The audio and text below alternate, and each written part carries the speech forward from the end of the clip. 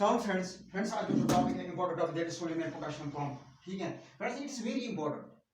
आज होता है ना प्रेशर अप एंड डाउन, इसलिए ध्यान से सुनो ये टॉपिक और ज्यादा से ज्यादा शेयर करो। ठीक है फ्रेंड्स, इसके जो इंपॉर्टेंस है वो ये है कि it gives potential of cell for exchange of sodium and potassium. It gives best equilibrium of cell between extracellular fluid and intracellular fluid, means it makes best environment for cell. This was the importance. ये जो sodium and potassium exchange होता है ये होता है by the help of cell membrane between extracellular fluid and intracellular fluid. ठीक है, by the help of transport routes which are present in, or we can say pumps which are present in cell membrane. ठीक है, और ये जो pumps हैं ये बने होते हैं प्रोटीन से। ठीक है, किससे? प्रोटीन से। So it is called as protein transport routes. ठीक है फ्रेंड्स, ये जो प्रोटीन ट्रांसपोर्टर से ये क्या करते हैं? Exchange that sodium and potassium. Friends, जो एक्स्ट्रा सेल्यूलर होता है उसमें 2 सोडियम्स होते हैं और जो इंट्रासेल्यूलर होते हैं अंदर की तरफ जो वो सोडियम 1 सोडियम होता है। ठीक है फ्रेंड्स, आप सोचो यहां पे 2 है, यहां पे 1 है। ठीक है, यानी यहां पे 2 है, यहां पे 1 है। It is against concentration gradient. ठीक है, इट इज अगेंस्ट। जब भी कोई चीज अगेंस्ट कंसंट्रेशन ग्रेडियंट होगा, ठीक, और उस अगेंस्ट कंसंट्रेशन ग्रेडियंट को चलाने के लिए कुछ किसी चीज किसी एनर्जी की जरूरत होती है, किसी की हेल्प की जरूरत होती है, और यहाँ जो यूज होते हैं वो एनर्जी होती है that is ATP, adenosine triphosphate energy. और by the help of this transport, by the help of this ATP energy using, it is also called active transport. Friends, passive वो हो गया जब higher concentration to lower concentration जाएगा, वो हो गया passive transport. वहां एनर्जी की जरूरत नहीं होती है, लेकिन यहाँ एनर्जी की जरूरत होती है because it is against concentration gradient. So it is called as active transport, active exchange of this sodium and potassium between extracellular fluid and intracellular fluid by the help of protein transporters present in cell membrane. ठीक है, और friends ये जो transporter है protein transport, इसके 2 units होते हैं, एक अल्फा यूनिट, दूसरा बी यूनिट।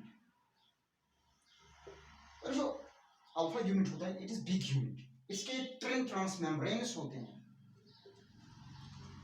और जो बीटा यूनिट होता है इसका 1 ट्रांसमेम्ब्रेन होता है, ये स्मॉल होता है, इसका मॉलिक्यूलर वेट होता है ज्यादा, और जो अल्फा होता है सारा ये रियल वर्क करता है इन transporting in exchange of the sodium and potassium. कौन करता है?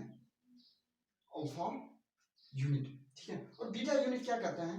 बीटा यूनिट सिर्फ हेल्प करता है अल्फा यूनिट को विद सेल मेम्ब्रेन और बाइंडिंग साइट और हेल्पिंग इन बाइंडिंग। ठीक है, with cell membrane to alpha unit. इसका काम यही होता है कि ये इसको हेल्प करता है बाइंडिंग में, टारगेटिंग टू दैट और टारगेटिंग टू दैट सेल। किसको? अल्फा यूनिट को। ये बीटा का काम होता है। ठीक है, और फ्रेंड्स ये जो एनर्जी यहाँ पे जरूरत होती है एटीपी एनर्जी, कितनी एनर्जी? 20 to 25 यूनिट्स एनर्जी की जरूरत होती है। ठीक है, इन द फार्मा एटीपी। ठीक, और फ्रेंड्स ये जो प्रोटीन ट्रांसपोर्टर्स हैं जब ये एनर्जी को यूज करते हैं एटीपी, और इसके बाद ये इस एटीपी एनर्जी को चेंज करता है in organic compound that is ADP, adenosine diphosphate, and bye the help of phosphorylation phosphate group बनता है। ठीक है, और जब ये एटीपी को चेंज करता है एडीपी बनाता है फॉस्फोराइलेशन, और उसके बाद यानी ये बनाता है एटीपीएस यानी enzyme. So this protein is also called as enzyme, protein transport enzyme. क्यों? क्योंकि ये चेंज करता है एटीपी को एडीपी एंड फॉस्फोराइलेशन करता है और बनाता है एटीपीएस यानी एंजाइम बनाता है। ठीक है, यानी ये एंजाइम वर्क भी करता है। ठीक है, और फ्रेंड्स अब हम देखेंगे इसका मैकेनिज्म।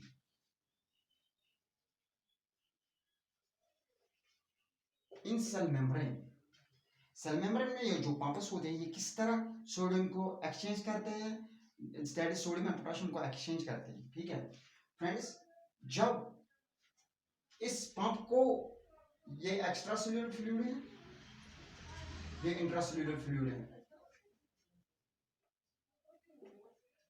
ठीक है फ्रेंड्स, जब पंप को, ये पंप है क्लोज है, यहां से भी क्लोज है। फ्रेंड्स, जब इस पंप को एनर्जी होगी दैट इज एटीपी, तब ये वर्क कर सकते हैं एटीपी। फ्रेंड्स, हम इसको नाम रखेंगे S1 एटीपी। ठीक है, और इसके बाद जब ये एनर्जी लेता है एटीपी, और फिर ये क्या करता है, ये दो सोडियम्स को अपने साथ लाता है। कहां से? एक्स्ट्रा सेल्यूलर फ्लूइड से, यानी S2 2Na ATP।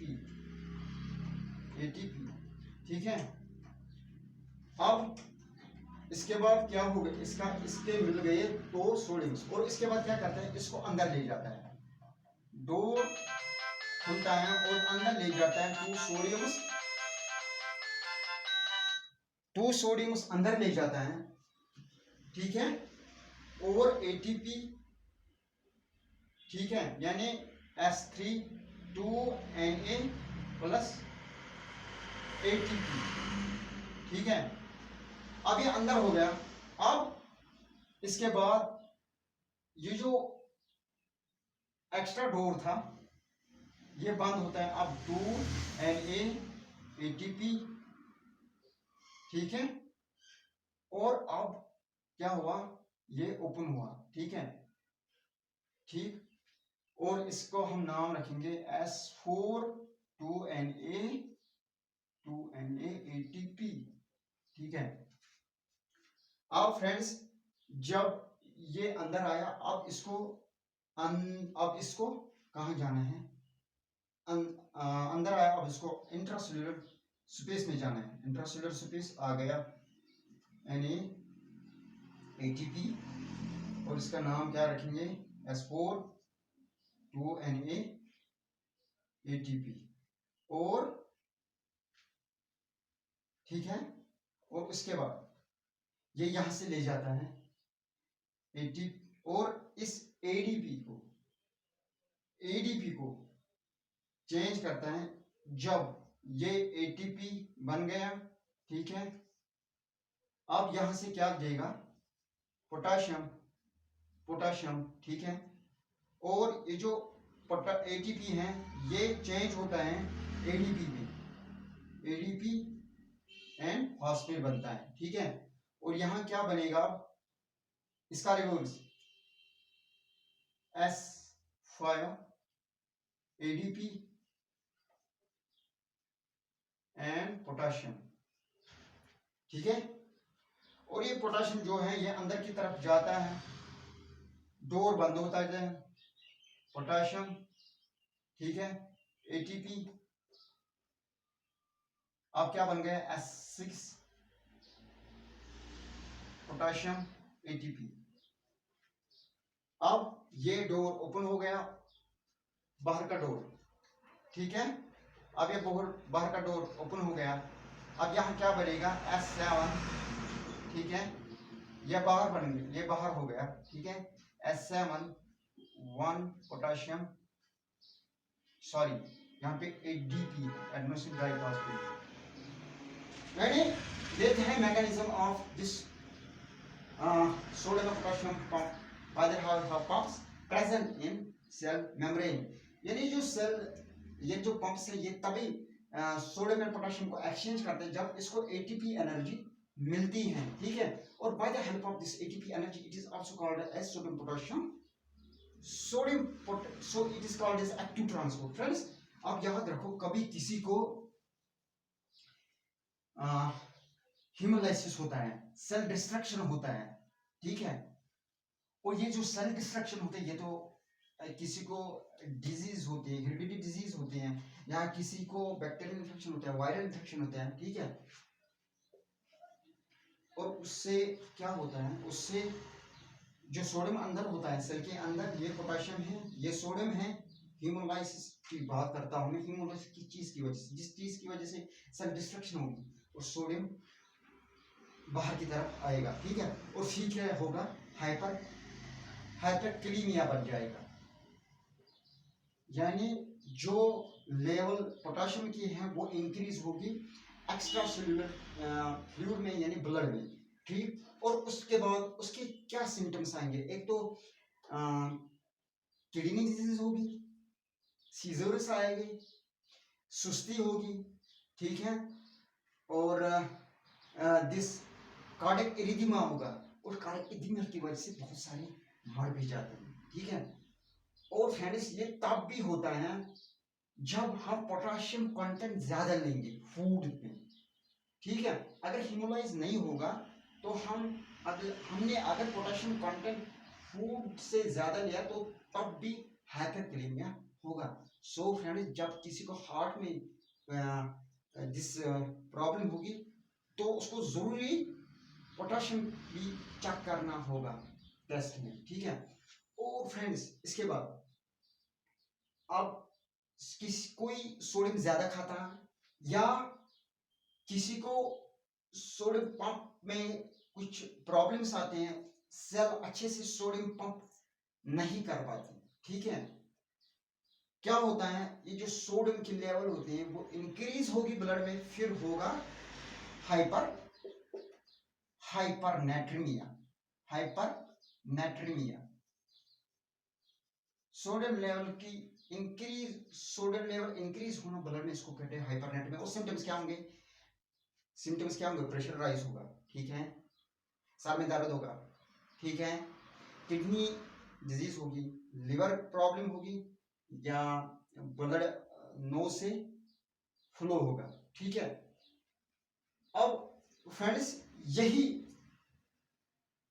बात है कि आज सर्दी का मौसम है और सोडियम पोटेशियम पंप का खास ख्याल रखना है। कैसे, क्योंकि आज जो धूप है उससे हमारी बॉडी से बहुत सारे साल्ट्स रिलीज होते हैं, उसमें सोडियम भी होगा, उसमें पोटेशियम भी होगा, ठीक है।